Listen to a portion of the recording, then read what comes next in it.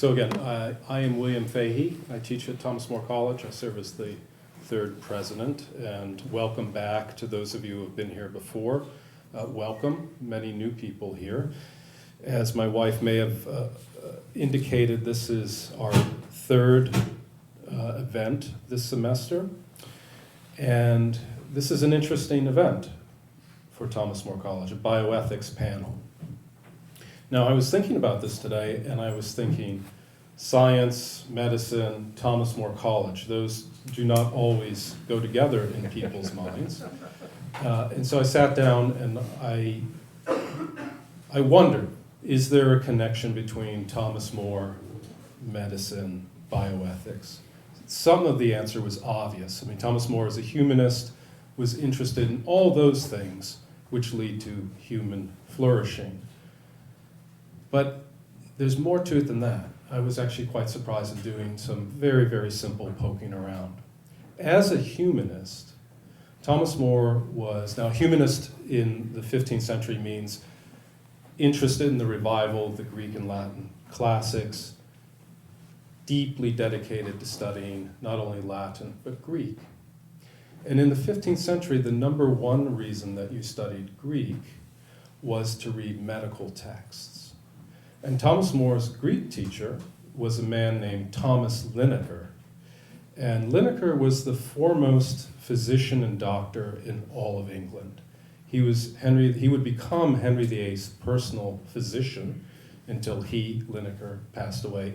He had his medical degree from the University of Padua, which at this time was the premier medical institution. And he taught Thomas More Greek, but he also was the inspiration for Thomas More to include in his children's education medical texts. And this is not only fascinating for president of a great books college, it's actually quite practical for Thomas More. There was a point at which he was on the verge of death. He had a terrible fever and no one could determine what was wrong with him. His foster daughter, someone named Margaret Giggs, who had been praying and observing him, went to the textbook that they were reading in Greek at the time, which was Galen, and sat down and read a treatise on fevers. And she correctly identified the fever that Thomas More had saved his life. Thomas More did the same thing for his beloved daughter Meg when she was close to death. He prayed, famously he prayed all night, fasted for her, but he also consulted in Greek medical textbooks. And Linacre and More were very strong in pushing the inclusion of medicine in the curriculum throughout Great Britain. Many people don't realize, they see the portrait of More with the gold chain, they might know that he's chancellor. But one of the offices that Thomas More held was Commissioner of Sewers. Now, to be the Commissioner of Sewers in the 15th and 16th century required that you understood infectious diseases and sanitation. And I was stunned to see there's a kind of cottage industry in Thomas More's studies on Thomas More's understanding of medicine, the readings of the Utopia as the perfect city for health, clean water, and moving wastewater out. One specialist in the 1920s said only a man who was the commissioner for London and who really understood infectious diseases could have written so wisely about public health. So maybe there is actually a very strong reason, apart from the obvious, engagement in the important affairs of his day, engagement in politics and ethics, that Thomas More College should be the host of this evening's panel discussion on bioethics. I'll introduce right now all three panelists, and then I'll let them speak. They're each going to speak for 15 minutes. I will more or less try to keep an eye on the time and clear my throat or kick chairs or something like that. But they seem to be, generally speaking, at dinner, well-mannered men. Fully capable of talking more than 15 minutes, but I think they will keep to their time limit. But after all three have spoken, then we'll take on questions and discussion amongst the panelists themselves and questions from the audience. So we'll reserve questions, and let's reserve applause also to the very end. Moving in this direction, we will have our speakers. So our first speaker will be Joseph Meaney. Dr. Joseph Meaney is the Senior Fellow and past President of the National Catholic Bioethics Center. Joseph has for quite a long time been a tireless international speaker and writer on pro-life issues, pro-family issues. I knew him when he worked for Human Life International, where he was the International Outreach Director. Now, we were both pro-life and very Catholic, but to be honest, we spent most of our time playing war games, and this is a good quality if you're going to be engaged in the pro-life movement, because Joseph is an excellent strategist, and he's got sort of a poker face. So I imagine the opponents of life detest him. So he will be speaking this evening on brain death, advance directives, and other bioethical issues. Matthew Vallière is the executive director of the Patient Rights Action Fund, a national, non-partisan, and secular organization. He leads that organization defending the rights of patients, especially those with disabilities or those who have no one to advocate for them. Tonight, and he's also a volunteer EMS first responder, which that's dedication, that's very impressive. Tonight he'll speak on assisted suicide, Maleficent in Autonomy's Clothing. And last we have Dr. Timothy Flanigan, Professor of Medicine and Infectious Diseases. So you'll be reading the Utopia this weekend. Absolutely. At Miriam and Rhode Island hospitals, and he teaches at the Brown Medical School. Dr. Flanigan is also the founder of the Inklings Project, showing in a different direction, a little bit like Thomas More, that science and medicine need not be isolated from humane studies. In fact, a correct understanding of human flourishing really demands that the two be brought back together. And tonight he will be speaking on chronic illness and patient autonomy. So, Joseph, you are up first, and you will observe your 15-minute. All right. That's good. Use that one or this one? You can use This one. Use this one. Okay. Wonderful. Well, thank you. It's a real pleasure to be here, and also challenged to attempt to discuss bioethics in 15 minutes or less. Although I have to say, when I do TV interviews, you frequently have this situation where they ask you one question and you've got 30 seconds to respond, and it's a very complicated question. So you get kind of used to being quick. I'm going to argue that bioethics is arguably the most important practical and academic discipline for the public and specialists today. And why is that? We are living in a biomedical revolution. My favorite example of this is the Human Genome Project. So if you recall, the Human Genome Project cost over $2 billion. It was over 100 scientific organizations all over the world working on this, etc., for over a decade. And what were they doing? They were sequencing the human genome. Today, 20 years afterwards, you will spit into a tube, put it in the mail, and they will sequence your DNA for a few $100. It is incredible how fast technology is moving. My mother suffered from breast cancer. Her mother had died of breast cancer. Her grandmother had died of breast cancer. So when she went to MD Anderson, she was, expecting this to be a really harrowing experience, perhaps the end of her life, that she was not going to survive cancer. They biopsied her cancer, and they're like, we know the genetics of this particular kind of cancer inside and out. Take this pill. She took a pill for about 3 months, then she came back and they took out the husk of the tumor, and she was cured. No chemo, no radiation, nothing. I mean, they can't do this for all the cancers, but some of the cancers, they can literally give you a pill, and that's it. And she had, no side effects whatsoever. So we are living in this era of medical miracles, of sequencing the human genome, of incredible discoveries, And mankind has more power today to build up or destroy than at any point in history, and the speed is just growing exponentially. So if you look at artificial intelligence, it's been in the news a lot lately, they just don't know where it's going because it's just growing at an exponential rate. How fast the computers are learning, how fast the machine learning is going, how fast the energy requirements for keeping these computers going. Monstrous amounts of electricity to power some of these supercomputers, et cetera. But we're living in this sort of science fiction age. They used to make films about what the future was going to look like, but we're going to see most of this stuff. Dick Tracy, who was like speaking on his phone and talking to people, well, guess what? Well, I think it was a watch that he was using. But some people today could have a watch where you could just look at, FaceTime somebody. So all this is incredibly good or incredibly evil, depending on the ethics, right? The technology itself is fairly neutral. But I always caution, right, the first thing that was done when we learned how to split the atom was to create a bomb. The first thing that we actually used that physics and nuclear technology to do was to create a bomb.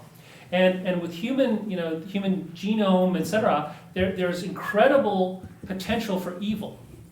And there was a scientist in China back in 2018 who gene edited 2 human embryos, twin girls, and he did germline gene editing. What that means, of course, is that not only is their DNA changed, but if they have children, they're going to pass that on, and it's like changing the nature of these people's DNA. And he did this in Hong Kong. The Chinese government actually put him in jail for 3 years for doing this without permission. If he had done that in the West, he probably would have gotten a slap on the wrist, right? Probably would have lost his funding, maybe lost his position, but he wouldn't have gone to jail. I don't know what country in the West would have put a scientist in jail. But these kinds of safeguards really don't exist in many cases, and sad to say, there's almost like a decline in interest in these bioethics safeguards, bioethic understanding in the world today, which is a tremendous problem because our bioethical issues are constantly growing. So you have the science and technology aspect on one side, but then you also have the cultural confusion on the other side. So at no point in history that I'm aware of could you ask sort of a nominee to the US Supreme Court, do you know the definition of a man or a woman? And they couldn't tell you, right? That there's complete confusion as to what a male is and what a female is. And that there are, X number of genders out there. And that even like the transhumanist movement out there, which is trying to create like a superhuman being or an individual who will never die. And there are quite polls of interest in this, both in Oxford, but also in Silicon Valley, et cetera, where they're going to try and do radical experimentation on the human person, try to change human nature. And all these questions are bioethical questions, right? So what is bioethics? It's the ethics, the study of moral principles and action, closely linked to the formation of conscience and the act of discerning what is right from what is wrong. Bioethics obviously applies to living beings. And interestingly, when it was first coined, von Rensselaer Potter called it the science of survival. Bioethics, the science of survival, which I thought was very interesting, right? But he was talking about the fact that we now have the power to destroy the world. And I was talking with some scientists, and this is the COVID pandemic, et cetera. And he says, the COVID pandemic was remarkable in many ways, but one of the ways it was most remarkable was how low the mortality rate was for the COVID virus. 1% to 2% of people dying, et cetera, on average. It says, if he said I was going to engineer a virus, I'd go for smallpox, and you get 25% of people dying with a global pandemic. And if you soup that up, did a little bit of gain of function on the smallpox, and make it a super virus, you might be able to kill 50% of people. and highly infectious disease. He says, and the terrible thing is, like, the gene sequencing and all these types of things could be done in a person's garage. I mean, it's not that complicated science anymore to do genetic manipulation of viruses. And, like, what are the terrorists of the world going to think, right? In terms of, like, this is the way to, like, shut down a culture. But there's a real kind of just craziness there. So I especially like the concept of bioethics provided by Professor Adriano Pessina. He was one of my professors when I was studying in Rome at the Catholic University of the Sacred Heart, at the Gemelli, actually where Pope Francis is in the hospital currently. He referred to bioethics as the conscience of technological civilization. During the COVID-19 pandemic, the entire world was focused on a series of bioethical problems, beginning with the controversial question of the circumstances in which this novel virus emerged. And that question has actually come out further recently. But then going on to do a lot of, and one thing we were very involved with at the National Catholic Bioethics Center was triage protocols. So as you know, triage means dividing into three.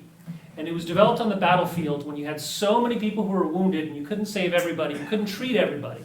And so you divided the wounded into three groups. The first group were people who were wounded, but they were going to survive whether you treated them or not. So you left them alone. And the second group were people who were wounded and they were going to die unless you treated them, you could save them. And so you focused on them. And the third group were people who were mortally wounded and there was nothing you could do to save them. And they were going to die whether you treated them or not. And because you couldn't treat everybody, you would focus on that second group and try to save as many people as possible. And so there was this discussion about triage for ventilators. Right? There was this, there are not going to be enough ventilators for people, et cetera. It was before we knew about some of the damage that was caused by ventilators, et cetera. But these different protocols were put into place, and there was immense discussion of, like, well, what if the person is, like, handicapped? Or what if the person is elderly? Maybe we'll kick them down the list, and we'll focus the ventilators on the people that we can save who are younger. And then there were proposals put out there. It was kind of a strange thing. It was racially based. It's like, well, we should prioritize people who are African American or from a minority group over other people because of their race, which was, kind of crazy. And all these different things were out there, and all these bioethical questions were being asked, and people were providing answers. But the thing that I thought was most incredible was the number of hospitals that allowed people to die alone because they refused entry into the hospital of loved ones or clergy. And there was a clear sort of prioritization there, saying we have only enough PPE, personal protective equipment, for our own staff. And we're not going to allow family members in, we're not going to allow clergy in. And so people were forced to die alone in the hospitals in large numbers. And I actually felt ill during the COVID pandemic. I didn't have COVID, but I was in the hospital, and I could have died, and they refused a priest. And my wife was like, we need to get, the Archbishop of Philadelphia wanted to come to my bedside, and he was denied entry into the hospital. It was just ridiculous. And this sort of thing was out there, but it was a major bioethical problem. Like, how do we prioritize resources? And who gets the priority for them? Very, very interesting question. At the most personal level, however, right, bioethical questions and dilemmas are coming to almost every single one of us, right? Because the medical decision-making for ourselves or a loved one is almost statistically certain. That we're going to have, because of the advance in medical technology, we're going to have a loved one in the hospital, and there are going to be questions. Should we do this? Should we do that? And the possibilities are growing every single year. And so then it becomes a question of, like, okay, how do we discern what is ordinary means, what are extraordinary means? The Church has always said that ordinary means of care are morally obligatory, but extraordinary means of care are decision-making, discernment. You could choose them or not. And what makes something ordinary versus extraordinary? Well, we basically have a duty to preserve our lives, not to commit suicide, but to preserve our health, and to do so using the ordinary means available. And so ordinary means are things that are efficient, that do the job, that will cure you, that are not overly burdensome, and they're not overly expensive. And so some things on that list, so antibiotics, if you have an infection, food and water, all kinds of just normal things. What are extraordinary things? Well, experimental care. You're not sure it's going to have a positive effect. Care that, it might have a good effect, it might have a bad effect, but the bad effects are so large that you're like, I'm not sure the good effects, are higher than the bad side effects. Or things that are basically out of reach can be also extraordinary. And so that's why it's something that's rather subjective, right? It depends on the certain context. If you were out in, a very remote area in the Amazon jungle, for instance, a blood transfusion might be extraordinary care because there's no blood available to transfuse you. In certain advanced Western cultures, where incredible therapies are just ordinary and available, then that might be ordinary care. Because, again, it's easy to do, and to refuse it is kind of like, having a death wish, basically. But it's a very interesting question, right? Ordinary versus extraordinary care, and something that we all have to discern. So what we have at the National Catholic Bioethics Center is a 24-hour hotline where people can call us. You can go to ncbcenter.org and send us an email or call in, but we have ethicists on duty 24 hours a day. And most of our consults that come in are end-of-life care, because people are like, I know that abortion is wrong, I know that assisted suicide is wrong, but my grandmother's in the hospital, and they want to give her a DNR, a do not resuscitate order. Should we do that or not? And it could be appropriate in some circumstances, it could be inappropriate in other circumstances, so you need to basically discern that and go through it. Or questions of food and water. So there was a huge debate of bioethics, is the provision of food and water by artificial means, say through an IV tube or through a feeding tube, is that extraordinary care or ordinary care? And St. John Paul II and Cardinal Ratzinger at the time, Incarnation for Doctrine of the Faith, both said it's ordinary care.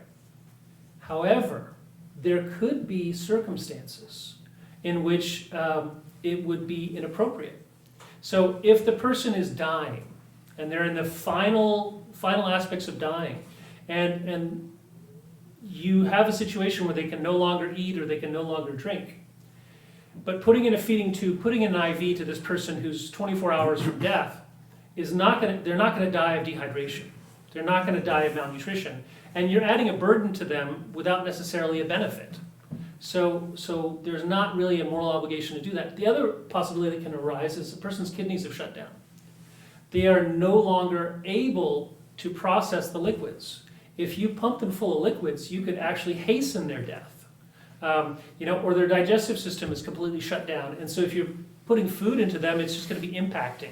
And it could also hasten their death. So, these circumstances do matter. And one wants to look at them in very special ways. Something that I thought was very interesting. So the Catholic Church, the USCCB Doctrine Committee, and we work very closely with them at the NCBC, came out with a document called Doctrinal Note on the Moral Limits of Technological Manipulation of the Human Body. And they basically said that there are many biomedical breakthroughs, right, chemical, surgical, genetic, that have made previously untreatable conditions and illnesses treatable today. But the surgical and hormonal transformation of a person's body to eliminate the characteristics of one sex and create the appearance of the opposite sex cannot be morally justified or permitted, especially by Catholic healthcare entities. And so there's something called the Ethical and Religious Directives for Catholic Healthcare Services, which is put out by the U.S. Conference of Catholic Bishops that governs Catholic healthcare, and also, good Catholic healthcare professionals will abide by these as well. And they had nothing in there about the transgender issue in the last revision, which came out in 2018. So right now they're working on this, and hopefully by November of this year, they're hoping to come out with a whole series of directives to help Catholic healthcare to understand what they can and cannot do when it comes to transgender ideas and interventions, etc. But this is so incredibly fluid. I remember, so the first IVF baby, the first test tube baby, was born in 1979. The Catholic Church's official response, Donum Vitae, Instruction for the Congregation of Doctrine of the Faith, came out in 1987. So 8 years went by, and people were like, is this right? Is this wrong? Can I do this? Can I not? Et cetera. And the church has always like pondered these questions quite a bit before coming out with an answer. But it's difficult for the faithful to understand, et cetera. And that's why faithful Catholic bioethics is increasingly important, right? Because we're like reflecting on the tradition of the church and Catholic bioethical principles, and say, all right, well, we can. The church hasn't officially, made a full decision about this yet, but we can talk about embryo adoption already, from a Catholic bioethical perspective. Or we can talk about artificial intelligence. Actually, it was very interesting. Antiqua et Nova document from the Dicastery for the Doctrine of the Faith just came out. And it was amazingly fast for the church to already be talking about the ethics of AI, within a few years of it kind of exploding out there. But it's good, right? There's kind of a gathering speed of all these different things. So then I will talk a little bit about what Pope Francis said. Something that I thought was very interesting in Laudato Si, his encyclical, in section 106, is that there's a new, quote-unquote, technocratic paradigm that has led much of humanity to treat nature as an object of manipulation without respect for the order of creation. Pope Francis then went on to say, the acceptance of our bodies as God's gift is vital for welcoming and accepting the entire world as a gift from the Father in our common home. Whereas thinking that we enjoy absolute power over our own bodies often subtly turns into thinking we enjoy absolute power over creation. Interesting to explore the logical links between disrespecting our human ecology and abusing the natural ecology of the world, and how those two things are linked. And again, that would be a bioethical question, right? The duty to preserve nature and the order of nature, and also like what can you do in terms of animal manipulation? There's a company right now that's trying to bring back the woolly mammoth, and they've already created the woolly mouse. So they found the genetics to do this, and they now have mice that will grow long hair, and they want to create the woolly mammoth by manipulating the Asian elephant's DNA and do this. So some of these things are like current questions of what we can do in terms of bringing back extinct animals or creating new versions of things. I believe Pope Benedict was prophetic when he said that the great challenge of the future would be mankind rejecting God, the Creator.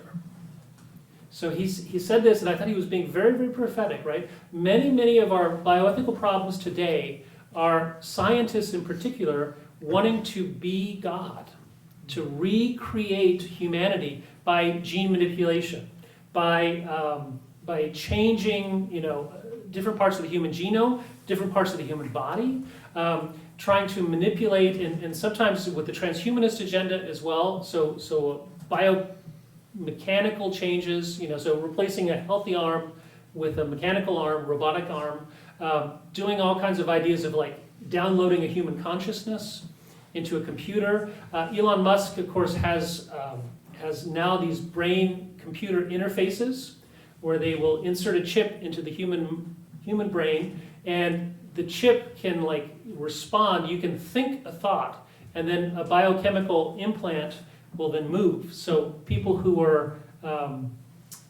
actually paralyzed can, by use of this chip, actually walk. That's one of the goals. But the thing can also communicate directly with the computer, and you could also communicate directly with their brain through another computer. So you can like literally read a person's thoughts and implant thoughts into the person's mind. And the ethics of that, are quite profound of what could go wrong. But at the same time, there could be licit and good applications of the technology. So it's quite a very interesting question. So how am I doing? Oh, I'm way beyond time. So I'm going to stop and pass on. Thank you, Joseph. I'm actually going to just stand over here because I think it will be easier for me to see you all, which is helpful for me, maybe more than you. So my talk is called Assisted Suicide, a Maleficent in Autonomy's Clothing. So I thought since I was coming to a liberal arts college event that I would maybe need to be a little less practically focused and a little more philosophically focused and in terms of the thinking through the ethics of this thing. This is a bioethics panel. I work in politics, so bear with me, because that's not going to be like an easy and quick transition, even though that I think I'm capable of it. So, I'd like to thank William and Amy for inviting me to come today. It's an honor to be here. I have always loved and admired Thomas More College, and I have a family member who comes here as well. So it's kind of a special thing for me to be able to participate with you. First, this is not an easy conversation to have. So if you think about what assisted suicide is, so I just want to encourage anybody, because this could and has been in public speaking scenarios I've been involved in. It could be a trigger for some people who may be struggling. So if, suicidal thoughts or actions in older adults, people with disabilities, and even yourself, if there's any question for you, please, if you know someone that needs immediate help, please do call or text the National Suicide Prevention Lifeline at 988. As you heard from the introduction, I work for a secular, nonpartisan political group. We work to fight against the legalization of assisted suicide laws nationwide. We are bringing together the various groups from left and right, secular and religious, to fight these terrible public policies. We're doing that from a perspective that's just simply like, we believe in human dignity and that all people share a kind of equal and inestimable value. All people, no matter what their kind of worldview and political stance, can kind of agree with that thing. And in general, you end up seeing people who are really far right and really far left holding hands going to the State House, and now legislators take a step back and actually kind of pay attention for a minute. You have to ask yourself, why is that the case? We don't take a position on the moral or ethical implications of somebody taking their own life as an organization. Okay? Our primary role is to do that coalition building and to fight against proposals to legalize and then overturn the laws once they are legalized. So it's kind of a very practical application. If you want to get involved in that fight, talk to Shannon. You can raise her hand over there. There she is. She's in New Hampshire. Otherwise, you can come to our website, PRAF.org, PaulRalphAdamFrank.org.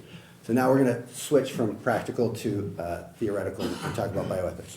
So I'm going to be speaking in my personal capacity, not on behalf of the organization.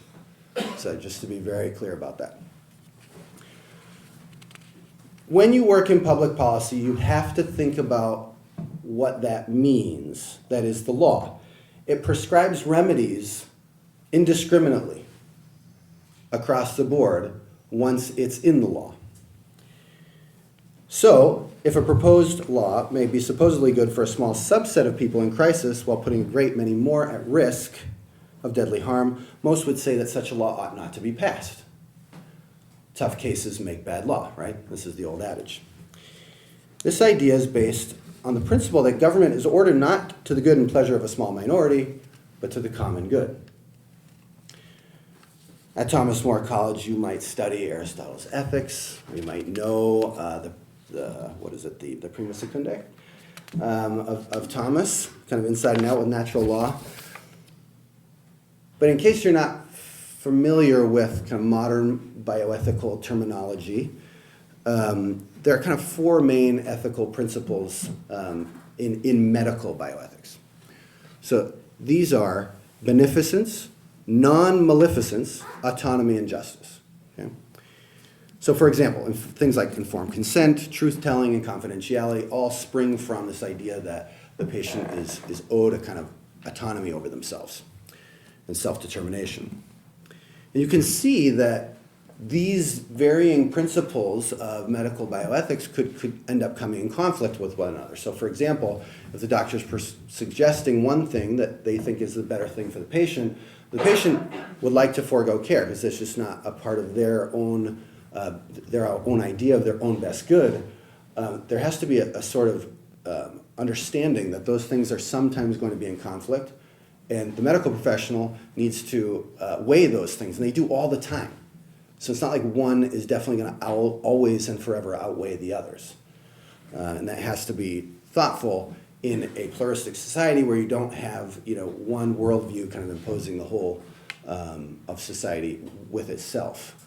And so you're having to navigate all those things, because as a medical professional, you're not just treating somebody that thinks like you do. You might be treating somebody that thinks very dramatically differently than you do. You have to kind of respect those things. With regard to assisted suicide, some might say, well, the patient's going to die anyway, the disease is going to cause their death, so why not forego the intense physical suffering we seemingly cannot relieve by acquiescing to their requests for us to help them kill themselves? Patient autonomy requires us to forego life-sustaining care at the patient's or the proxy's request, causing death. This is no different, they say. It's their life. Should not medicine afford them the choice of their death? And herein lies the purported twofold good to a patient's suicide, according to the assisted suicide advocates. Okay, I'm not advocating for this. That's increased autonomy, right, and relief of suffering. So those two things seem like goods, right? Even in the context of those four principles of medical bioethics. So first, suicide is the act or instance of taking one's own life voluntarily and intentionally, or as a verb, performing a deliberate act resulting in one's own voluntary death. Okay? Please note this definition does not include a specific difference as to the intentionality of the reason why this person is doing this thing. This is what assisted suicide proponents say. Well, it's like, well, they don't want to kill themselves, and they are going to be dying anyway. So it's really the disease that's killing them. They are not killing them. This is not suicide. This is kind of the double speak that they try to use. And so we're not talking about rationales here. It's just simply you kill yourself purposefully. It's a suicide. Death is the permanent cessation of all vital functions, and cause is a thing, act, or agent that brings about an effect or result, right? So proximate cause is that without which an effect would not have occurred, the sine qua non, right? So for you lawyers, this is the but for. But for such and such in tort law cases.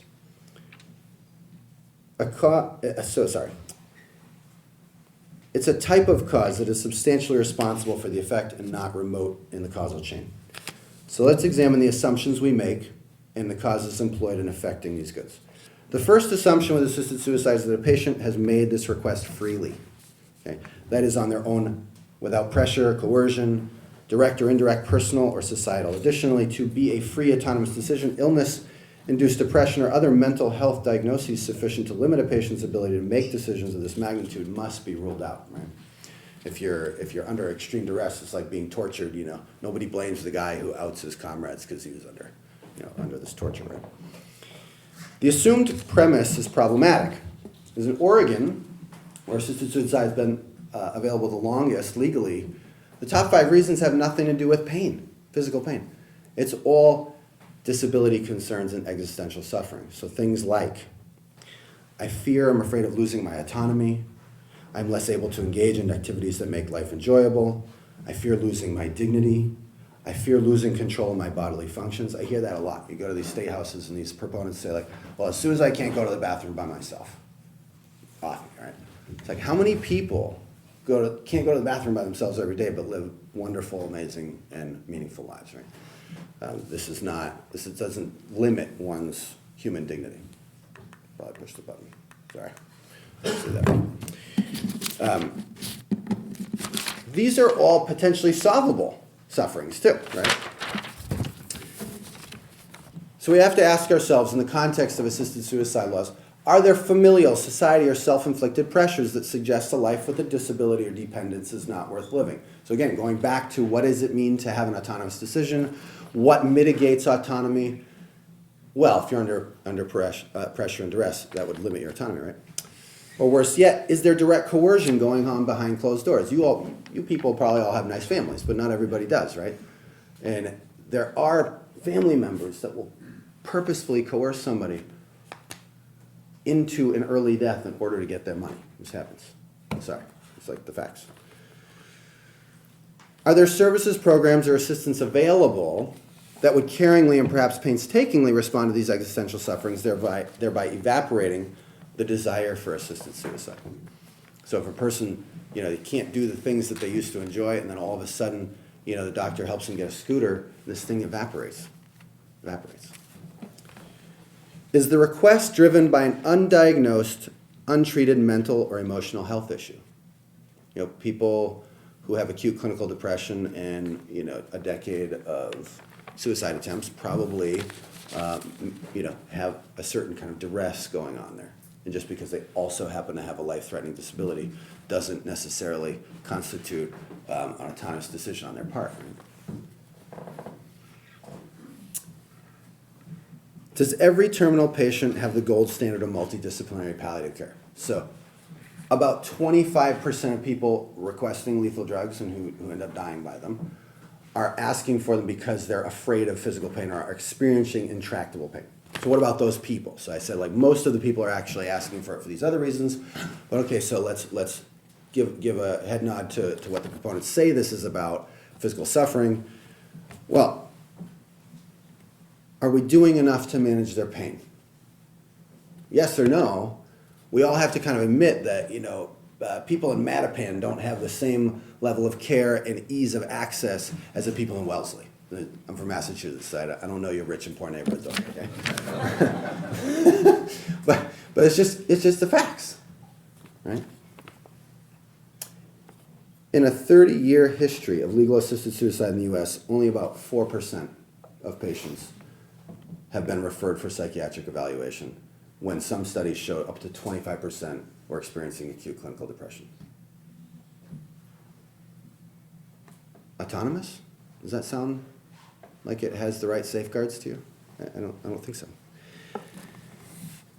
By an openness to participate in a patient's suicide, the physician too has weighed in. So the doctor, right?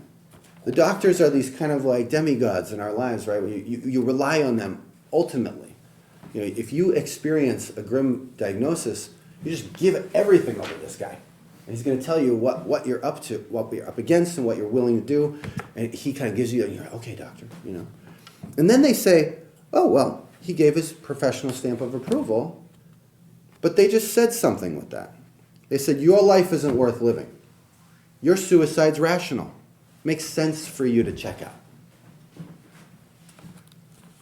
The doctor has just validated perhaps a depressed, a dark moment type passing inclination of a terrified, vulnerable person in the name of honoring that person's autonomy. These factors, these maleficents, I like to call them, however inadvertent, mitigate true autonomy with sufficient incidence to render the public policy unable to produce one of its two stated goals, autonomy with reasonable certitude. The second assumption is that you can be certain that the patient will in fact die in the short term. So just to be clear, not all assisted suicide laws require that the person be dying. So in other countries, this is not the case.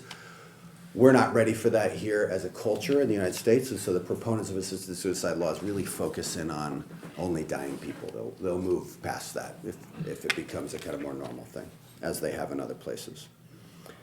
So under assisted suicide law, terminal is defined as 6 months or less to live. Totally arbitrary, right? With assisted suicide on the table, errors in prognostication may cost a person their life. My late colleague, J.J. Hansen, he once said to me, you know, Matt, I was depressed.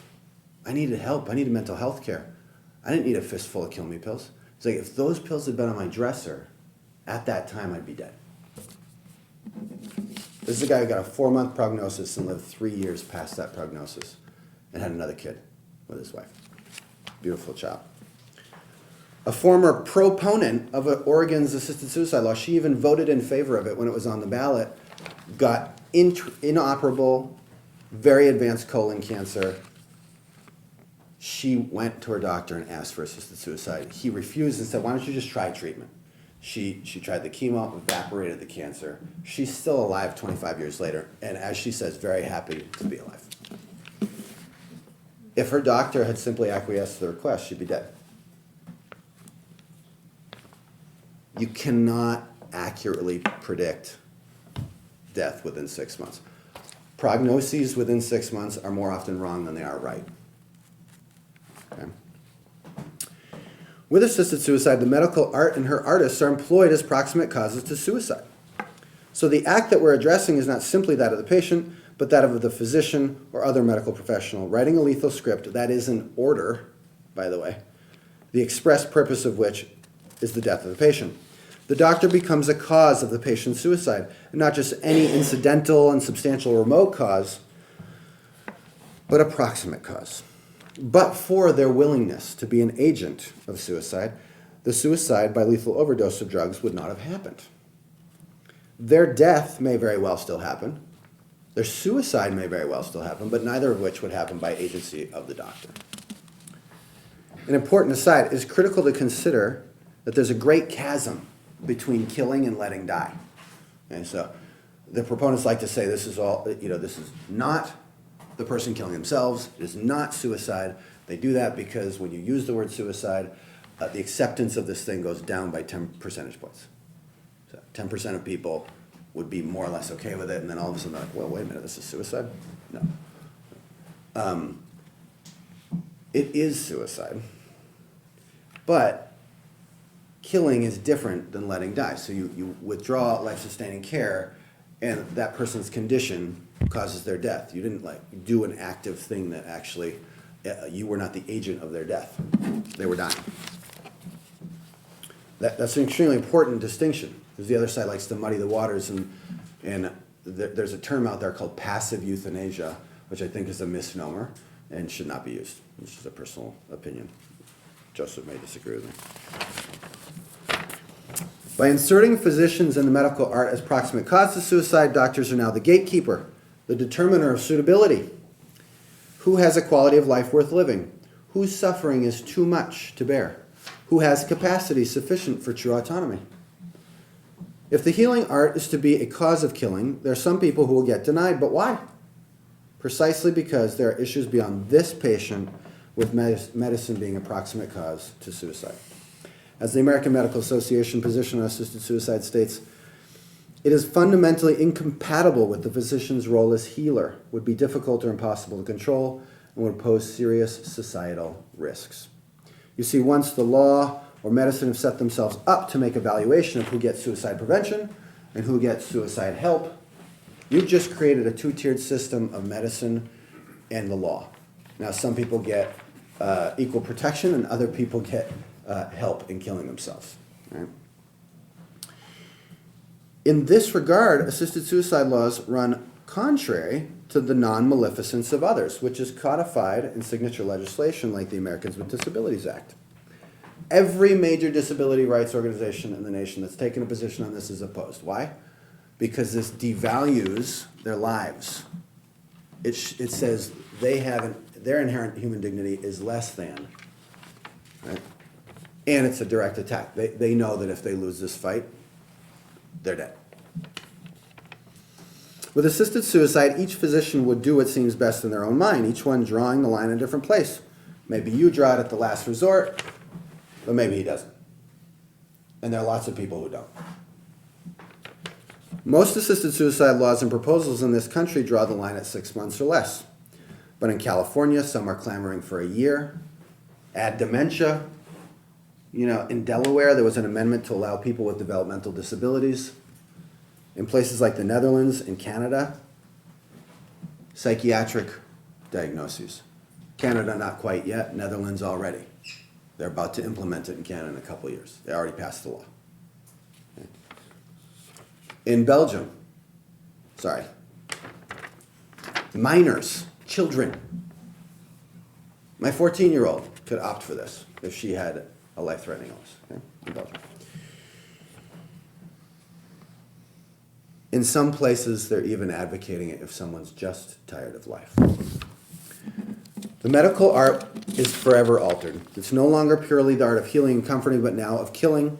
A doctor's agency, that is causality, and what they might see as a reasonable circumstance, say the last resort, is the harbinger, logically speaking, of the medical art being employed in something outside of its scope. Each physician, without peer review, without oversight, and outside the bounds of the law, is now the cause in the suicides of patients, a unilateral decider of who gets death and who doesn't.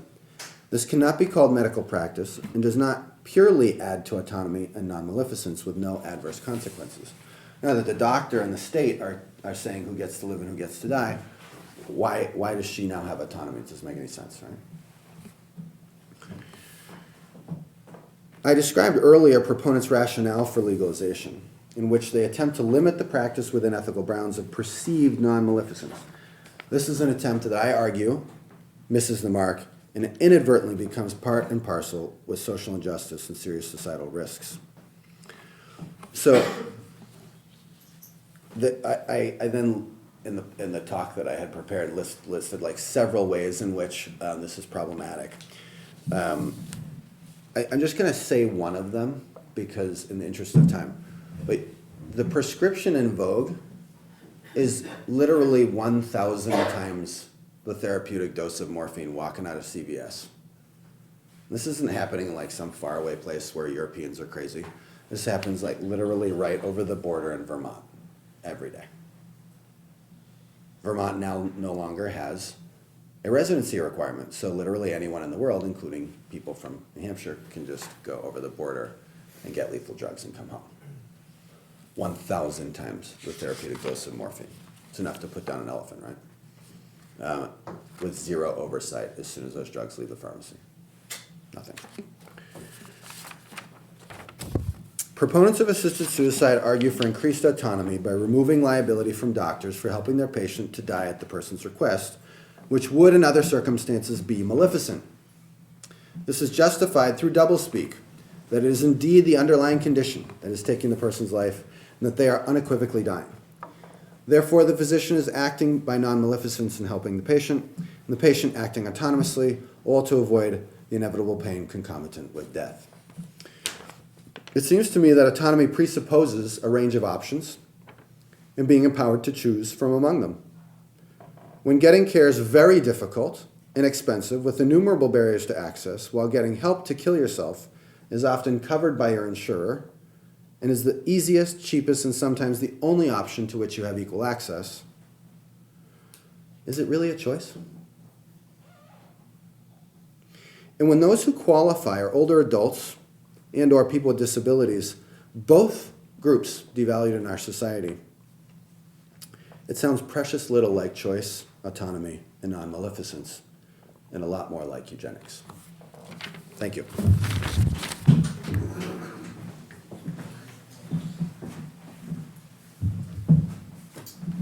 What a pleasure to be here. My first time in St. Thomas More, and what a great panel with both of you speaking. I'm going to give a very different perspective. I'm a practicing physician, infectious diseases, and I'm a permanent deacon in the Catholic Church, which I really love. Not so much because of what I do, but because the impact it's had on me and how much it's changed me. So, I'm going to start out with a reading from the Gospel. Okay? This is the Gospel according to Mark. When Jairus saw Jesus, he fell at his feet. He pleaded earnestly with him, "My little daughter is dying. Please come and put your hands on her so she will be healed and live." So Jesus went with him. A large crowd followed him, pressed around him. And a woman was there who had been subject to bleeding for 12 years. She had suffered a great deal under the care of many doctors and had spent all she had. Yet instead of getting better, she grew worse. When she heard about Jesus, she came up behind him in the crowd and touched his cloak, because she thought, if I just touch his clothes, I will be healed. Immediately, her bleeding stopped, and she felt in her body that she was freed from her suffering.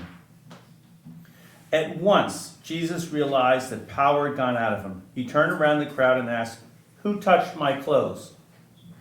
"You see the people crowding around you," his disciples answered, "and yet you ask, 'Who touched me?'" But Jesus kept looking around to see who had done it. Then the woman, knowing what had happened to her, came and fell at his feet, and trembling with fear, told him the whole truth. He said to her, "Daughter, your faith has healed you. Go in peace and be freed from your suffering." While Jesus was still speaking, some people came from the house of Jairus, the synagogue leader.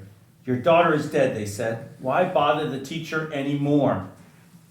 Overhearing what they said, Jesus told him, "Don't be afraid, just believe." He didn't let anyone follow him except Peter, James, and John, the brother of James. When they came to the house of the synagogue leader, Jesus saw a commotion with people crying and wailing loudly. He went in and said to them, "Why all this commotion and wailing? The child is not dead, but asleep." But they laughed at him. After he put them all out, he took the child's father and mother and the disciples who were with him and went in where the child was. He took her by the hand and said to her, Talitha cum, which means, little girl, I say to you, get up. Immediately the girl stood up and began to walk around. She was 12 years old.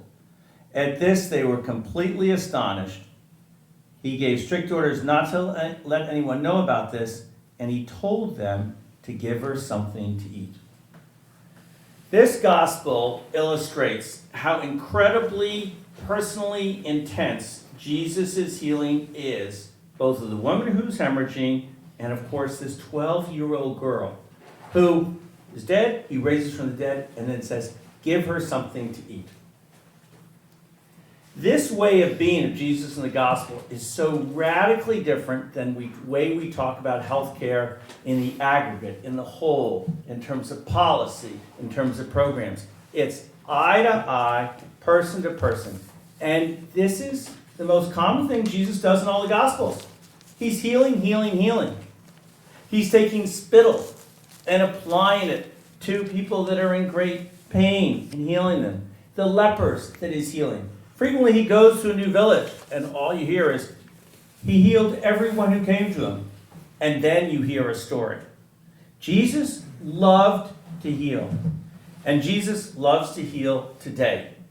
He loves to heal us, each one of us who's deeply in need of healing.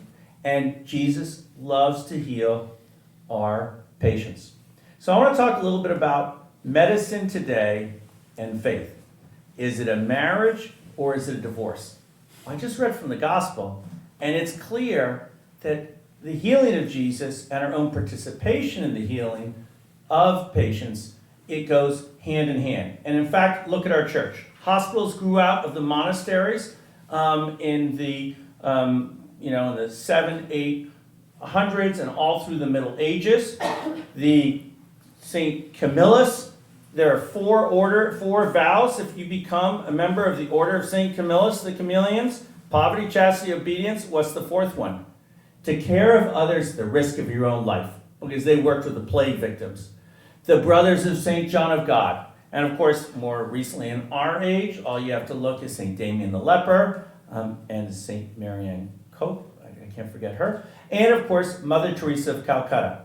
I went to her home in Washington, D.C., where she opened some of the first hospices for people with HIV and AIDS. So, yes, by golly, this has got to be a marriage. But I'm also on faculty at Brown Medical School. And I can tell you, the divorce is pretty extraordinary and reflected by both these talks. So the secular age is galloping forward at a faster and faster pace.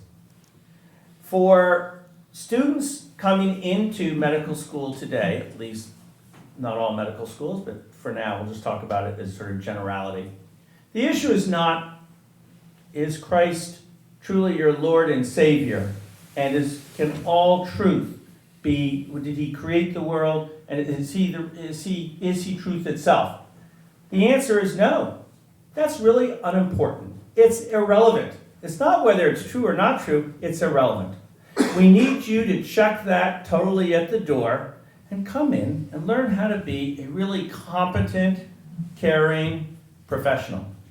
Now, this has happened at the same time where a number of the movements which we're all so familiar with have also galloped with a rapidly increased pace. And this includes physician-assisted suicide, which I think, as you mentioned, goes by the euphemism MAID. M-A-I-D. Stands for Medical Assistance in Dying. Hello, all of us want medical assistance when we're dying, for good pain control, for good control of nausea, for good support for TLC, but MAID is physician-assisted suicide. It is absolute euthanasia. It is killing. We all know unrestricted access to abortion, to elective termination of pregnancy, and all the hormonal and surgical interventions in order to remake ourselves in our own image as a treatment for gender dysphoria and the harm that this causes. A good friend of mine who works in our office, last year came and we had a long chat. Her mother was 93 years old was diagnosed with very far progressed pancreatic cancer, and she was the Italian matriarch of their large family. Donna and her sister took off from work and took care of her for 6 months till she passed. They were her primary caregivers.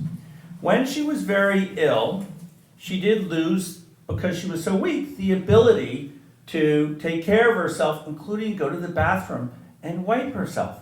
So the two sisters, their two daughters, two sisters would take one on the right, one on the left. They would walk her to the bathroom and then help her out, clean her up, and walk her back.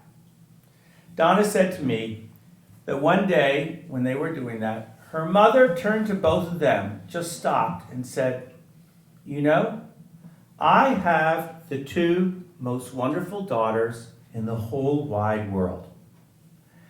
Donna said that her mother had never been able to say those words before. She was a tough, in control head of that family, and she'd never been able to express that love, and she'd only been able to do that because of her tremendous need, the care that she needed, which included wiping her own bum, which is the one thing we fear the most, losing our dignity. Donna said the grace and the presence of God, it was overwhelming, that it was there in an unreserved, infinite fashion. And for many of us who have cared for people that are dying, this is so often what we experience. The secular age has turned us not into sons and daughters of God who both gives life out of love and takes life out of love, but as units in order to be used that are utilitarian in nature. And in that viewpoint, medical assisted suicide makes so much sense. We're also taught in the current lexicon that the triumph of the therapeutics is that if we can't solve disease and suffering now, we certainly will be able to in the near future. Suffering is to be solved. It's caused by somebody. It should have been prevented. What didn't you do to allow this to happen? Whose fault is it? And we need to fix it right away. I knew a very good friend of mine who suffered a very, very bad GI bleed. It was very extreme. It was in his small intestine. They had scoped him from above. They couldn't find the source. They scoped him from below. They could not find the source. His hemoglobin was down to 4. He was getting transfused every day. He was in the hospital. And they were waiting to try and do an interventional radiographic procedure and look at all the blood vessels around the small intestine to find the one that was bleeding and try and block it. He was being prayed over by a good friend of his. And all of a sudden he looked over and he said, "I cannot explain this, Tim." He gave me permission to tell the story. He said, "I cannot explain it to you." He said, "I saw Jesus there. And all I could say was, Jesus, you lost so much blood in your passion. You lost so much blood with the crown of thorns and with the scourging. How could you possibly have carried your cross?" Because he said, for me, with my bleeding, I could not only not lift my arm, I could not lift my hand. I was so weak. And he said, Jesus said to me, "I didn't carry my cross alone, and neither will you." That Jesus is always there, carrying our cross with us, and in some mysterious way, we know that Simon and Cyrene helped carry Jesus' cross, but that our suffering, when joined to his suffering, participates in the redemption of the world. And it's a mystery which I think is too much for us. But the meaning of that suffering is everything for us. So that perspective is so extraordinary. And yet it is being told, we are told today, to check it at the door. What can I tell those people who are interested in going into medicine, interested in walking those people with chronic illness?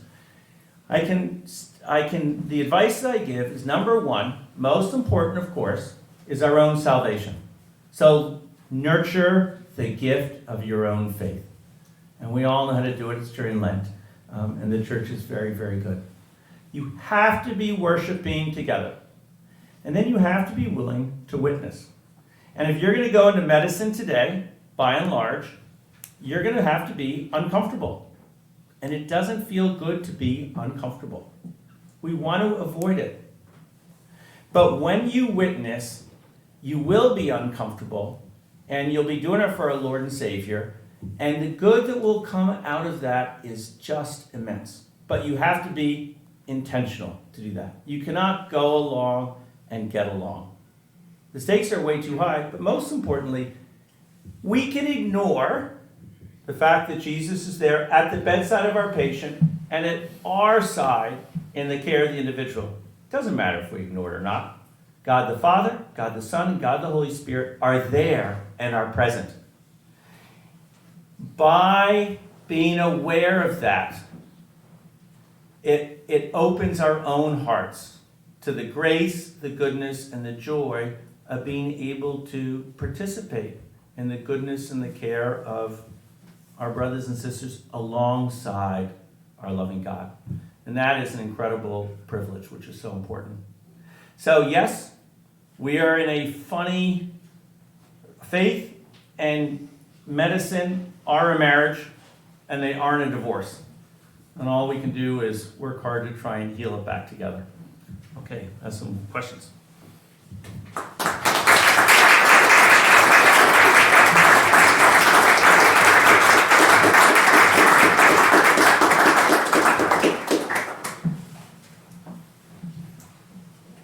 Please. So you talked a lot about bioethics and sort of in the abstract. So my dad, when he was 68 years old, he was a 10th Mountain guy from World War II, never talked about the war, whatever, tough guy. Had lymphoma, was being treated down at Mass General, lost all his white blood cells, and was in a room with a little hole you could look in and see where he was there. And practically speaking, as opposed to sort of the esoterics of ethics, if the doctor could have said, we can give you a pill, and you can end all your suffering, because he had no white blood cells, he was so contagious, if he was outside, he would get everything. That doctor, however, didn't have that option, and said, no, this is just part of the process with your chemotherapy, you'll get through this. So he lived 23 more years till 92. He had only 3 grandchildren when he was 68, he had 17 by 92. And he played in a really important role in the lives of all those grandchildren. But practically speaking, if he had been able to take that pill, he had said later on that he would have very easily had ended his life. And so the ethics of discussing the reality of what's going on sometimes misses the details of the choices that people have before them. Because certainly, if you looked at society at the time, you would say, you have no quality of life, you're sitting in a bubble, a steel cage. And I guess if one of you could just comment on how the ethics kind of misses that. Yeah.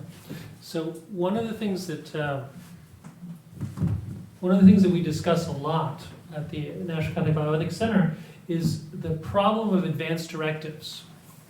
So, living wills, 5 wishes, all these different things. There's a major problem with these advanced directives is that they're future looking. What will I want sometime in the future when I'm very ill? And it's impossible to predict what is going to happen in the future. And so as you were saying for your example there, they didn't know what the future held. And yet we're having to make decisions in the present about the future. And one has to be extraordinarily cautious about that. Because literally the future is unknowable. We can make predictions, we can more or less be informed about possibilities, but we just don't know where science and technology is going. We don't know what personal things are going to happen. All we really know is the direct consequence of what we decide. And choosing death, of course, is a final decision. So it's gonna end any possible future, and it's a very, very grave act. And so that's why committing suicide has always been considered, almost like the ultimate evil, right? Self-murder is one of the terms that was used for it, because again, it's like closing off all possibilities, but it's also closing off eternal life. So if one has like this supernatural perspective, that God has ordered us to maintain our lives, like the worst possible situation to put oneself in is, committing a very serious sin right before you meet your Maker. From a spiritual Catholic perspective, that's the worst possible situation. You want to be, receiving the last sacraments, receiving all of God's grace just before you die, not the opposite. So a lot of those questions are right there. Thank you. And the best antidote, it was hard for you to be with your father because he was in isolation. But I can say that the best thing we can do for those that we know they're dying is just to be with them. And very rarely with people, when you're with them, rarely will they choose that choice. When you are in severe illness, you are by definition depressed. You are by definition overwhelmed. You are by definition hopeless. That is, we are not, our body, our minds, our hearts, and our souls are not separate. When you are really ill, you feel the whole world is ending, and there's nothing you can do about it. And the only thing that's going to keep you going is somebody sitting there, as taking care of your father-in-law, is somebody being with you and taking care of you, and the goodness of that, which is really the whole antidote. Yeah, it seems to me too, like, something that people always have this idea of is that these questions are going to be simple, and like there's a right and a wrong, and it's all very black and white. Medical bioethics at the minimum, I can't speak more broadly as Joseph would be able to, but it's extremely circumstantial. So when he says that, advanced directives, you just don't know what it's going to be like or something like this, there are a myriad of circumstances that if you said like, well, if I'm in this circumstance, then pull the plug, or if I'm in that circumstance, then give me the kill me pills. But there are 1,000 other aspects to each one of those circumstances that you're not necessarily considering in that moment, and that you really do need to consider in that moment, or have conversations with the people that you know and love that you've assigned as your healthcare proxies, which everyone should do, by the way. This is something you have not done. I think Joseph's alluding to this in that an advanced directive has ethical issues with it, but assigning proxies is kind of the way to go, because somebody's going to be making those decisions if you happen to be incapacitated. And that could be like you get put under for a simple procedure that doesn't go right, or you get in a car wreck and you can be 18 and get in a car wreck and all of a sudden have to have somebody else making your decisions. And if you haven't elected those people, then the medical professionals will be making those decisions, and they're going to look a lot less like this guy and a lot more like his colleagues at Brown. Okay? So to be clear, those conversations include kind of like principles of action. You can't just, a lot of you are probably Catholics in this room, like you can't just say, oh, well, just do it by Catholic principles or call the NCBC or something, because you're going to get one priest that comes in and says, no, this is the right thing to do, and another priest that says that's the right thing to do, or this is how Catholics should die, or something like that. Having the conversations about what you would consider are your desires, but more in ways of principles of action rather than specific instances of like, if this, then that. And it also seems to me like when you talk about these things, you need to educate yourself. It's extremely complicated nowadays. It's not like, oh man, like, people don't die at 65 anymore. And there's a lot of complicated realities. And so some people think, well, like, you got to feed them all the way, no matter what. Well, then all of a sudden they're blowing up because their body's no longer assimilating the food. And so that's a time when it makes sense to stop. But these are things that if you just said, feed me no matter what, they're going to hurt you. So I would just encourage people to kind of, be educated about what all these things are. And it, as Joseph said, it's like constantly evolving and being very fluid, while at the same time having really meaningful and deep conversations with the people that you've elected to be your proxies. I don't know if that's practically helpful or not, but... Well, no, I was just glad the medical profession at that time could not offer him a solution that he might have taken to say, I don't want to be a burden to my wife and kids anymore. And now, in places where assisted suicide is legal, it's not only like, oh, it's offered, or maybe the patient asks about it. In many cases, it has to be presented as part of informed consent. Here are all the options. You want to kill yourself? Let me help you out. And it's the cheapest, easiest, and seemingly in many cases, the only possible option for people under this kind of duress. Thank you. Yes, ma'am? I was wondering if in your advocacy against assisted suicide, do you ever argue for the autonomy of the physician who may be forced to do something he doesn't want to do if the law is passed for assisted suicide? Do you ever argue by that tact, and is it ever effective?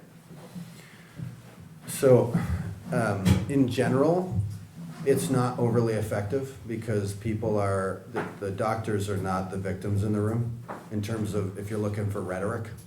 They're just not the victims in the room. Now, after the law is passed, most of the assisted suicide laws in the US do not have forced participation.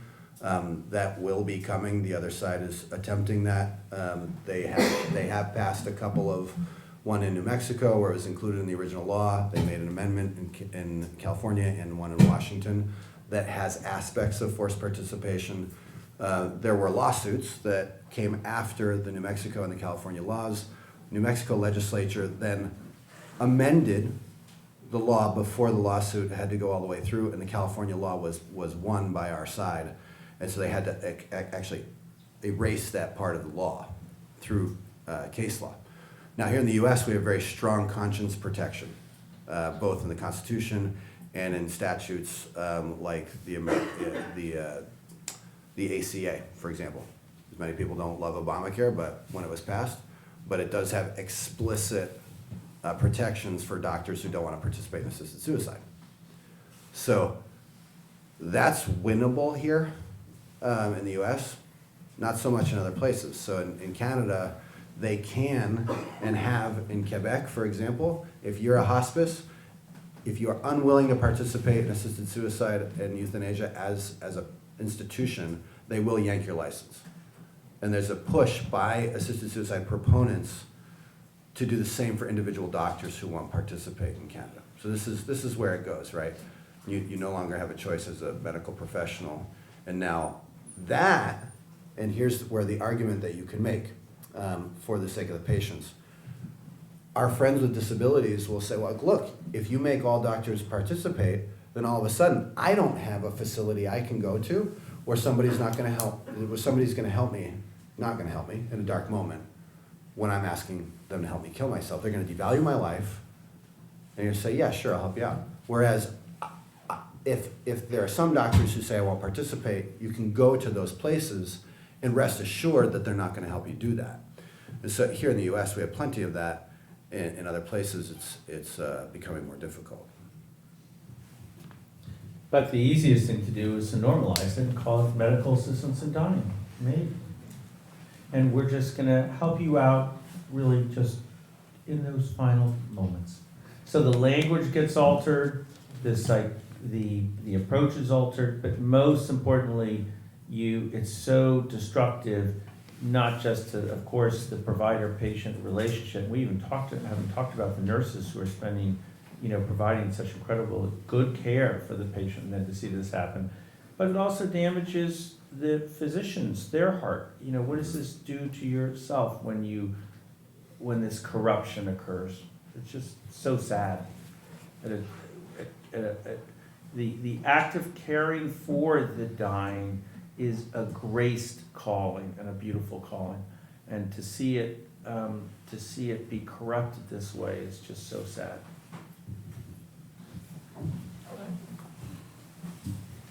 Go ahead, all the way in the back.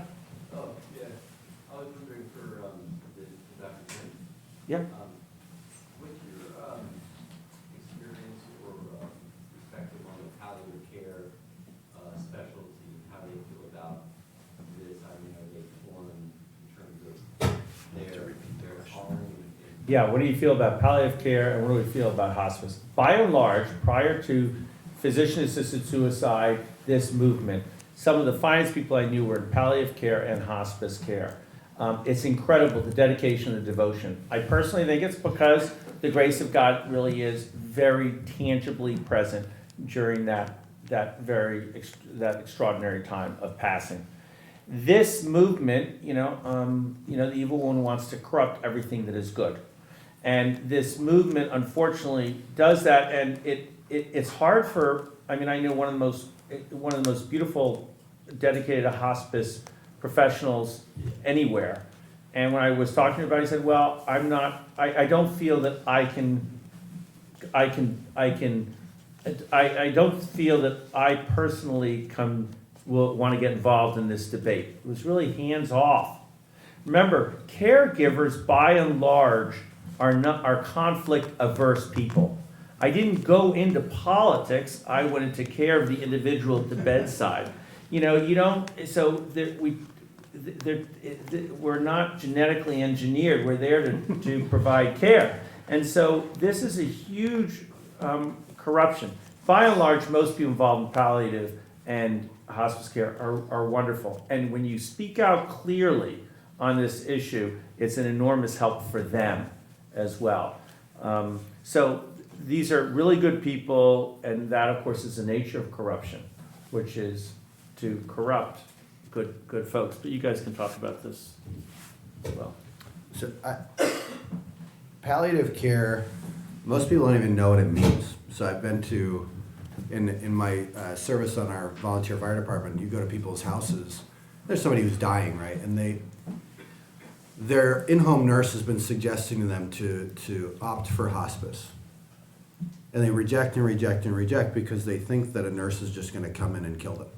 That's what they understand as hospice care. So understanding what the hospice discipline is, what palliative care can do for you, it's not just morphine and a really appropriate use of it. Hospice, as Cicely Saunders advocated, was to neither avoid death but also to not hasten it.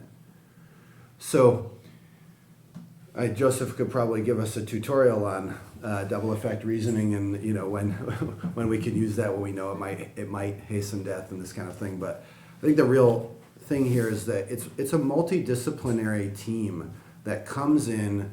It's not always at the end of life. So there's a difference between hospice and palliative care. Palliative care is first aid, chronic pain, but also all kinds of pain. It might not just be physical pain, psychological pain, emotional pain, spiritual pain. It's the one discipline that does recognize a non-corporal element to a person's health. In the hospice benefit, if you are a Medicare patient, they send in a whole team of people. They give you a medical bed. They come in with the pain people, and they give you pain medicine, but they also provide counseling, and not just for the patient, but for the whole family. And 6 months after you're dead, the federal government pays for this thing. So you should think to yourself okay, well, what is it that this can provide to me? It can provide to you the death at home that you hope for, that everyone thinks is the most amazing thing, where you're surrounded by your family and your relative comfort. That's what it can provide to you. But you have to know that not all hospices are the same. There's not kind of a clear benchmark for this, and so some of them are really bad. Some of the nurses really do come in and kill you, but they're well-meaning, and most of them don't do this thing. And so if you asked a few very pointed questions about whether or not they're gonna force you to not have food and water as soon as they take your care on, you know that they're the wrong kind of hospice care, right? And you just fire them. I fired 5 hospice companies when we were taking care of my dad. You just get a new one. But the good ones are really good. Really, really good. Really? So, and most of them are really, really good. Almost all the palliative care people I've met, yeah. So anyway. Father Francis? My question really ties into this, I think. Countless times been called to bring the sacraments to a dying person, normally an older person who isn't necessarily actively dying, their organs aren't shutting down, but they maybe aren't so conscious. And I'll go in there and I won't see any tubes or anything, and I'll sometimes ask, how, are they getting any food? Well, no, they can't swallow. How about water? Well, we sponge the lips. I mean, that's not gonna give you water. And my training, understanding Pope John Paul II, Pope Benedict, is that the ordinary means of nutrition and hydration has to be given until death is imminent, where the body really can't take it up, 24 hours, I guess, roughly. So, you know, it's difficult because one of the challenges I'll get is, well, 50 years ago, there weren't any tubes, people died at home, and they weren't forced to eat and forced to have water. And my experience with hospice is different. I have not found a hospice where if you check somebody into hospice, they say, we don't do any tubes, nothing like that, we just let them die naturally. So I haven't found any ones that will actually give the nutrition and hydration, and sometimes, you know, the person is not within a day of dying. So could you enlighten me? Yeah. I don't think that one's working. Yeah. So you're absolutely right, that one does need to provide nutrition and hydration, right? If the person can benefit from it and it's not terribly burdensome, et cetera. So that is a problem. If an organization that is supposed to be providing the person with a good death is not providing those things which are necessary, because it's also extremely painful to die in a dehydrated capacity. So it's also not very compassionate, right, to have a person die in that way. But it is kind of a question of finding the right organizations. And in some cases, the Archdiocese of Kansas City in Kansas created an archdiocesan hospice organization because they were having trouble finding good ones. And so they said, well, this is something the church should be providing. That it's something that you know, it's part of our Catholic healthcare tradition to fill in the gaps, and particularly for the people who are vulnerable. And of course, the most vulnerable people are those who are dying. And so the end-of-life care should be of the highest quality imaginable. I always remember, you were speaking about Mother Teresa of Calcutta, but there was this incredible story of a person who was dying in the gutter that was picked up and brought into the home in Calcutta. And you know, he literally had like maggots, you know, in him, etc. And so they cleaned him up, and they were caring for him. And Mother Teresa herself was caring for him. And he looked up at her, and I always choke up when I say this, but he said, "I live my life like a dog, and I'm dying like an angel." Because he was surrounded by the sisters who loved him right into eternal life, and they never did anything extraordinary. They were just providing ordinary care. But they were loving him and doing it in a very loving way. And it was like, this is how we should be caring for people, doing all the things that are just necessary, and not a kind of like a false compassion, which is like this person has to die as quickly as possible. And of course, the quickest way to help a person die is to dehydrate them to death. You know, if you're not literally overdosing with morphine. Yeah, hydration is more important than nutrition near the end of life. You know, one can actually not eat calorie, you know, you can go on a hunger fast so long as you're well hydrated for, you know, a very long, you know, half a year or something crazy.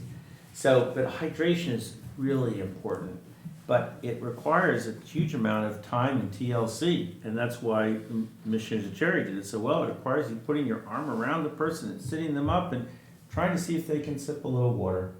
And if you put a little water in your lungs, you're gonna be okay, because it's water. You know, you're not talking about a milkshake or anything like that, just water. And sometimes it means a little spoon here, a little spoon there. It is tough, because if we're scared to take care of somebody who's dying. What if I give them a sip of water and they gurgle and then they die? Did I kill them? You know, it's hard. It's a hard thing to do. So it requires a lot of TLC and time and effort. And the nurses will help you if you ask them, show me how I can get a little water into them, that kind of thing. It is a struggle. But I do find your observation, you're not crazy. Sometimes people said, oh look, they're near the end of death. We're just gonna sedate them so they're not even really responsive. And really, you know, that's a tricky thing. We want to relieve pain, always, but we don't want to, what we call snow them if they're not in absolute agony. So, So today versus the first 1950 years of the church, then we might say there were no tubes and all these sort of things, but there were people that were taking care of them better than probably today. yeah. I mean, there are no tubes back then, okay, so what?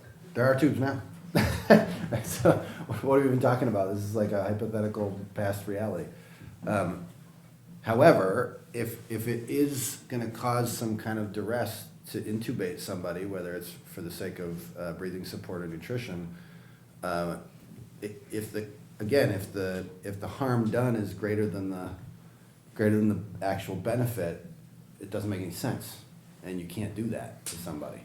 So this is where all of these like the 1,001 very circumstantial things for that person matter.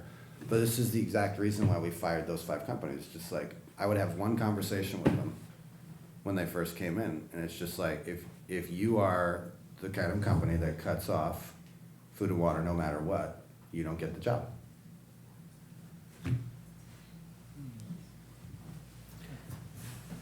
Could you just speak for a moment about brain death and whether it is significant?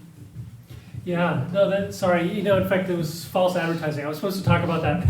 and I should. I could do a lot about brain death.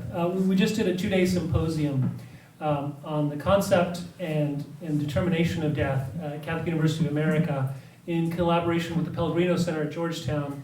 And about half of Catholic healthcare was there, represented by ethicists, the U.S. Conference of Catholic Bishops, whole bunches of lawyers and moral theologians. And it was very, very interesting, but it was all going around the big question that has come about in the last year and a half. So essentially, from a Catholic perspective, the concept of brain death is one of total brain death. That the person's brain is no longer functioning, and it's the analogy that's generally used is the person is functionally decapitated, and their body is no longer an integrated whole. And so this is what St. John Paul II talked about in his famous address in 2000. He says, well, possibly this could be anthropologically valid if, it was thoroughly tested, et cetera, et cetera. But the problem is, and this has come out more and more, is the American Academy of Neurology, which puts out the clinical guidelines for determining brain death, has said that a diagnosis of brain death is compatible with hypothalamic function. So hypothalamus, part of your brain, it basically coordinates many of your functions, including your sleep cycles and your sex drive and your cardiac rhythms and all kinds of different parts of your vital function. But the problem with the hypothalamus is that it has multiple sources of blood supply. And so what normally happens to an individual who has a chronic brain injury is that their brain swells and the pressure becomes so strong that it cuts off the blood supply and the blood can't go to the brain, and therefore oxygenated blood not arriving, the brain starts to die. But the hypothalamus has an alternate supply of blood that can come out through not the regular arteries, but the smaller ones, and still stay alive. And they'll find that individuals can have most of their brain dead, but not all of it. The hypothalamus can still survive. And they can tell that individuals who are sort of chronically brain dead, so they're brain dead, but they're easy to keep going, right? You just keep them on the ventilator, you do a few little things, but they're very easy to maintain, tend to have this hypothalamic function. Well, the problem is, of course, that it's part of your brain. So only 1% of your brain, but still part of your brain. And so people are being diagnosed as brain dead whose brains aren't completely dead. And then the question is the dead donor rule being violated? So the idea is you can't take a vital organ from an individual who's still alive. And people are arguing, well, they're dead enough. And so there's a problem here, right? Because it's a little bit like the Princess Bride, right? He's mostly dead. But from a Catholic perspective, and even from the perspective of the ADA, so the law that governs this, is that it should be irreversible cessation of all functions of the brain. but they're not testing for that. So we had a very strong discussion, and some of the professors at Georgetown Medical are actually going to be doing a lot of testing to see, how do you determine that the person's brain is completely dead or not? And this is a big question, because it seems like the American Academy of Neurology, and this is interesting, how did they come up with the latest guidelines? It was a consensus document, which means that it wasn't based on clinical studies, on actual science, but on asking people their opinions, so neurologists their opinions. But individuals who had quote-unquote conflict of interest, and they had several other things, were excluded from being part of the consensus. And so it was like, we're going to poll our membership, but we're going to exclude some individuals because they're known to have a bias on this question. And so it's quite a big topic right now, right? How is brain death determined, and how is it something that could be studied? Certainly from a Catholic healthcare perspective, there are a lot of questions being asked. So we're kind of looking into that and coming up with some clinical guidelines that might be alternative guidelines to what the American Academy of Neurology puts out, because they don't seem receptive to this idea that whole brain death needs to be whole brain death. But it's a very much a cutting edge issue right now. And it's of course, the issue comes up mainly because of organ transplantation. And the push to bring more organs, make more organs available for transplantation. And even there's kind of a manipulation, right? Because there are 100,000 people who are waiting for organs, and people dying every day because they don't receive organs. But the organs that people are waiting for, many of them are kidneys. In fact, the majority of those on the organ transplant list are waiting for kidneys, as opposed to hearts and lungs. And so, again, there's a whole kind of development here of like, how do you, basically come to moral certitude of death before you allow organ transplantation to happen? But fascinating question. One more question. In the back. Hi, my question is for Dr. Meaney. So when I'm out here working for the college, I work for the infertility ministry. Yes. When her book on IVF children came out, we actually had the gift of having our wife on our podcast. Oh, wonderful. But we're seeing a lot of confusion out there about embryo adoption, which you brought up. Maybe some people are calling the NCDC hotline, but I'm seeing people asking micro-influencers on Instagram if this is something Catholics can do, and then you get the reply in the stories, and it's inevitably like gray area, church hasn't spoken, and I don't have a degree in bioethics, but to me, Dignitas Personae 19 seems pretty clear when it's like prenatal adoption, not a remedy for people struggling with infertility, and that there's no moral solution for the frozen children, right? And so we have to have a heart for the children, but also for the marriages and the conjugal life of the marriage, and not entering into cooperation with the IVF industry. So I was just wondering if you would speak about that a little more. Sure. Thank you. Yeah, so the question is about embryo adoption. So IVF, in vitro fertilization, creates all these embryos, most of whom are put into cold storage, and then some of them are just simply abandoned. And the question is, what can be validly done, ethically done, about those poor little embryos that are in cold storage? And there are two distinct positions. One position is that embryo adoption should be permitted, that it's an act of love to bring them to life because of the injustice that has been committed against them. And the other position is that you can't really do this because of the nature of marriage and the nature of the conjugal contract, right? That I will only have children through my spouse. And if you're adopting an embryo, your wife is going to become pregnant with somebody else's child. There's what Dignitas Personae, so this is the instruction from the Congregation for the Doctrine of the Faith from 2008, talks about how there are troubling similarities there to surrogacy.